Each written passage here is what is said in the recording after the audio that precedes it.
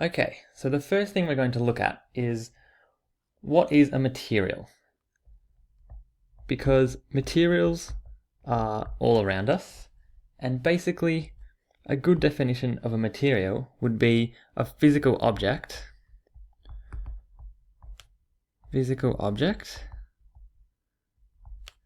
that makes up the universe.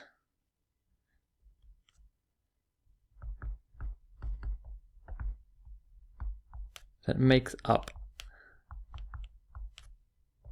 the universe. But really, we can just think of materials as things. They're everything that we can see and feel all around us.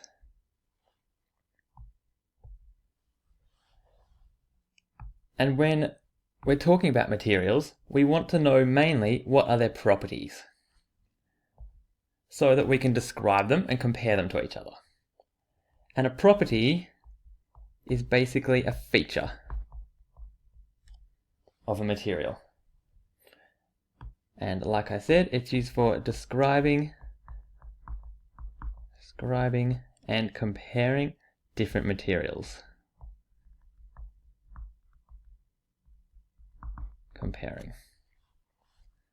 And there are lots of different features, lots of different properties that we can talk about when we look at a material. The first one we can look at is pretty simple, and it's color. So we talk about the color of materials in everyday life. So we all know that a banana, if we describe the color of a banana, it's yellow.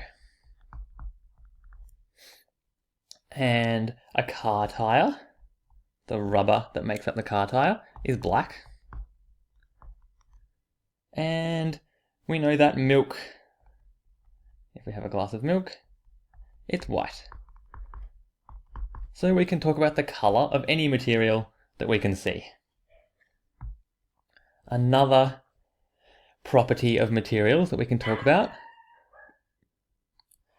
is texture. And again, we often describe the texture of things that we see.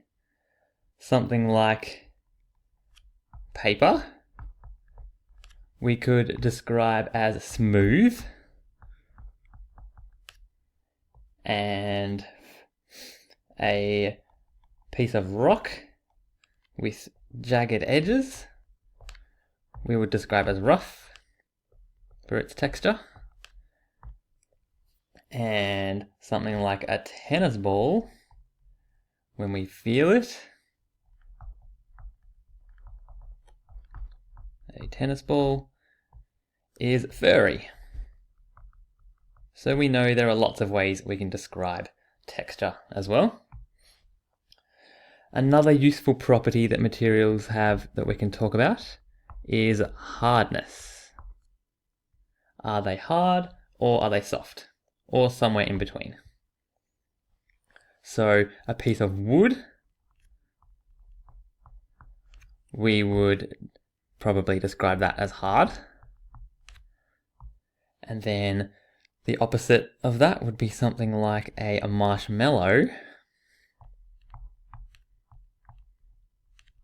which is really soft. And then there might be something in between. So a few other common properties that we can talk about are luster. And this is just another name for is something shiny or dull. How shiny is the material that we're looking at? So a piece of steel that's been polished, it glints in the sun. Steel, we would describe that as shiny. And then the opposite of that could be a piece of coal. And if you've ever seen coal, it's a really dark, grimy black. and that its luster we would say is dull.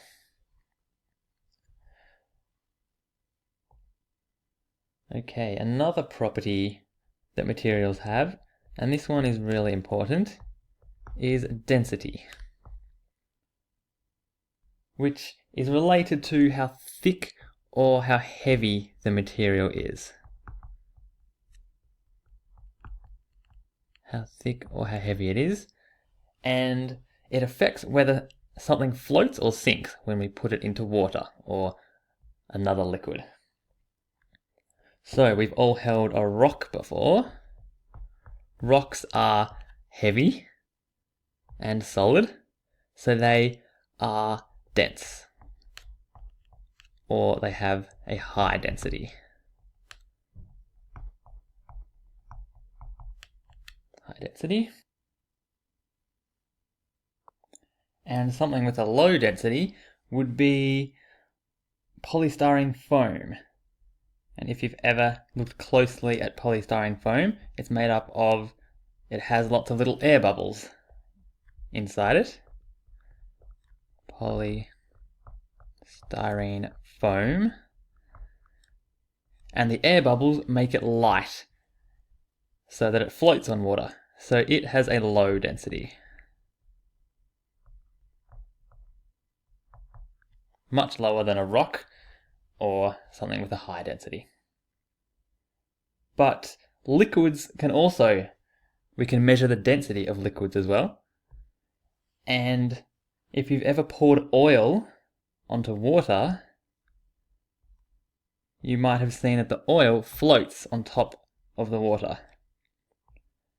Which means, so we can see here oil floating on top of water,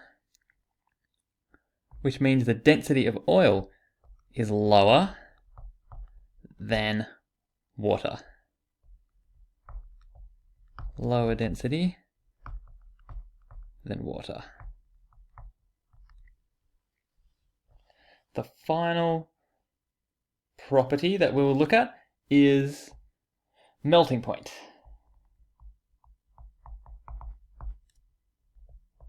Which kind of explains itself.